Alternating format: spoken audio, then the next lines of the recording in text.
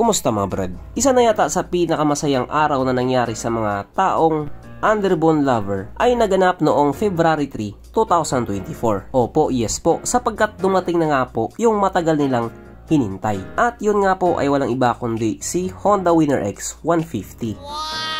Pagka-unveil nga po ni Honda sa motor na ito, pinagkaguluhan talaga siya ng mga tao. Siya talaga ang topic or pinag-uusapan noong mga oras na yon. Yung mga taong matagal nagantay, hindi talaga mapaglagyan yung saya nila. Pero ang hindi nila alam, yung mga kamoteng ahente, mas masaya sila. Kikita na naman sila.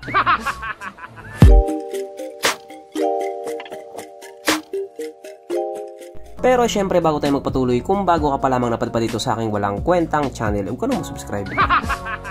So yun na nga, hype na hype nga po ngayon ang pinakabago at poging underbone ni Honda, si Honda Winner X 150. Hindi naman po sa pangaano, pero nangaano talaga ako. Sa lahat nga po ng mga underbone, isa na siguro to sa pinakapoging underbone. Syempre alam ko hindi sasang-ayon yung iba dyan. Hindi sasang-ayon yung ibang naka-Raider, hindi sasang-ayon yung ibang naka-Sniper, hindi sasang-ayon yung ibang naka-BF3i, at marami pa ang ibang hindi talaga sasang-ayon. Pero okay lang naman yon. Kasi nung sinabihan ka ng mama mo na pogi ka, hindi rin kami sumang-ayon. Noong hindi pa nga po nilabas ang motor na ito, isa ako sa mga nagsabi dati na ilalabas na talaga siya sa buwan ng February. As usual, may mga naniwala at meron din talagang hindi naniwala. Gusto yata ng Subo Edition. Well, ayon nga po sa aking mga pinagkakatiwalaang sources, ilalabas daw talaga siya sa buwan ng February at nangyari nga naman talaga. Ganun po sila ka-accurate. Okay. At eto na nga talaga siya. Finally, nilabas na talaga siya. At nung masilayan nga po ito ng mga tao, especially ng mga vloggers, isa lang talaga ang nasabi nila. Napaka-pogi. Kaya dahil dyan, pag-usapan na lamang natin kung ano bang meron sa motor na ito at kung gaano nga ba talaga siya kaganda. So ito nga po ang bagong-bagong Honda Winner X 150 na mayroong 149.2 cubic centimeter engine displacement, 4-stroke single cylinder, dual overhead cam with 4 valves, naka-program fuel injected, at syempre ito po ay naka-liquid cooled. Kaya hindi po siya panis sa Honda Click 125. Ang kanyang operation ratio 11.3:1. Pagdating naman po sa kanyang power, ito pa mayroong 15.4 horsepower at 9,000 RPM, 13.5 Nm of torque at 7,000 RPM. Na ayon nga po sa mga Vietnamese na nag-top speed sa motor na ito daw po ay kayang tumakbo sa bilis ng 143 km/h. Pero dahil nandito na siya sa Pilipinas, panigurado abot ng 180 kph yan. Aba syempre, ibang usapan na kapag Pinoy na nakasampa.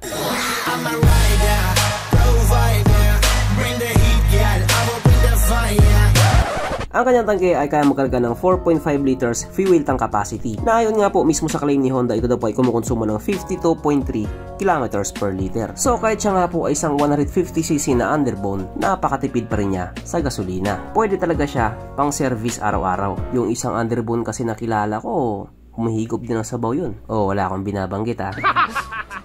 Ang sukat na niyang gulong 90/80/17 sa harap at 120/70/70 naman sa likuran. Syempre paras na po itong naka-tubeless. Pagdating naman po sa kanyang braking system, ito po ay naka-disc brake sa harap at disc brake din po sa likuran. At ang malupit dito, may variant po na naka-ABS.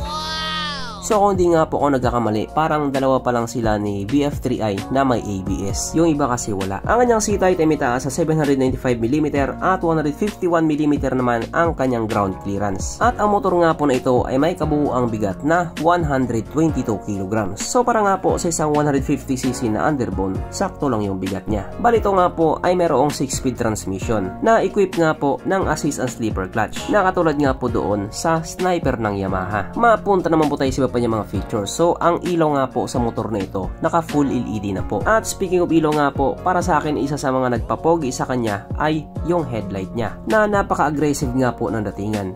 Pero kung hindi ka mag-agree sa akin, hindi ka love ng mama mo. Ang kanyang gauge panel, syempre ito po ay naka full digital, na para may pagkakahawig nga po doon sa kay Honda Click. Kumbaga yung ganyang klaseng instrument panel na yan, trademark na nila yan. Honda na Honda. At ito nga din po ay naka-smart key system. Nakakilis po siya. So para sa iba nga po, napakalaking advantage nito pagdating sa mga nakaw-nakaw or yung mga nangaagaw ng motor. At hindi rin po mawala sa motor na ito ang kanyang USB charging port na para kahit saan ka nga po magpunta, hindi ka na mangangamba na baka malobat pa yung cellphone mo. Kasi nga, manonood ka pa ng Cornhub. At isa nga po sa napakaangas na feature na nilagay nila dito sa underbone na ito, meron po siyang banking angle sensor na kung sakaling napasobra ka sa banking, automatic na mamamatay yung makina sa motor mo. Yung ibang mga tao hindi talaga magugustuhan to, lalo na yung mga batang siraulo, mahilig sa racing at banking. Hindi talaga nila gusto ang feature na to. So anong gusto nyo? Mamatay ka o mamatay yung makina sa motor mo? Pero dito, wala talagang mamamatay sapagkat nandito na nga po tayo sa exciting na part, ang kanyang mga suspension. So sa harapang bahagi nga po, ito ay ginamitan ng telescopic fork at sa likuran naman ito po ay gumagamit ng monoshock na ayon nga po sa mga vlogger na nakapag-test ride sa motor na ito, maganda ang bounce.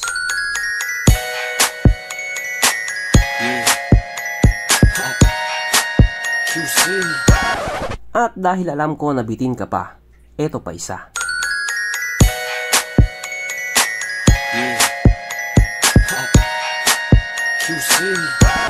At dahil alam ko na bounce lang naman talagang inaabangan mo, lubos-lubosin na natin to.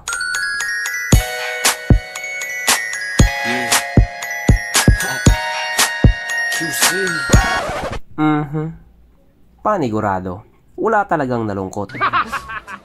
At dahil wala nga po nalungkot, alamin na po natin kung present nga ba sa motor na ito yung tatlong pinaka-importanting features. So, una na nga po dito ang kanyang lagayan ng istalyon at nakakalungkot mang sabihin, wala po siyang ganun. Wala siyang lagayan ng istalyon.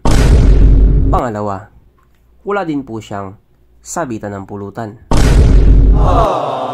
At oras na nga po para sa ating Red Horse check. Ang pinaka-importanting feature sa isang motor. At ayon nga po sa aking masusing pag-aanalisa, ang motor na ito ay kaya magkarga ng isang kahong Red Horse.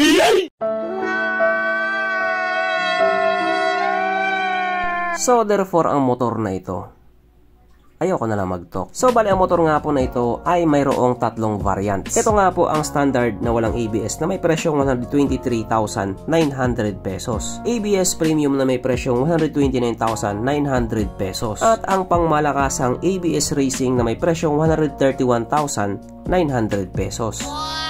So yung mga ganyang klaseng presyohan, expected na talaga yan. Pero dahil sa bulok na sistema natin dito sa Pilipinas, expect the unexpected. Yung mga kamoteng ahente na singkapal ng gulong ng Honda Winner X yung mga pagmumuka, tataga talaga yan. Syempre kasama na rin yung mga kupal na manager. Pero syempre ulit, lalagyan natin ng disclaimer. Hindi naman po lahat ng ahente at manager ay ganyan. Meron lang talagang mangilan-ngilan. Mga 90%.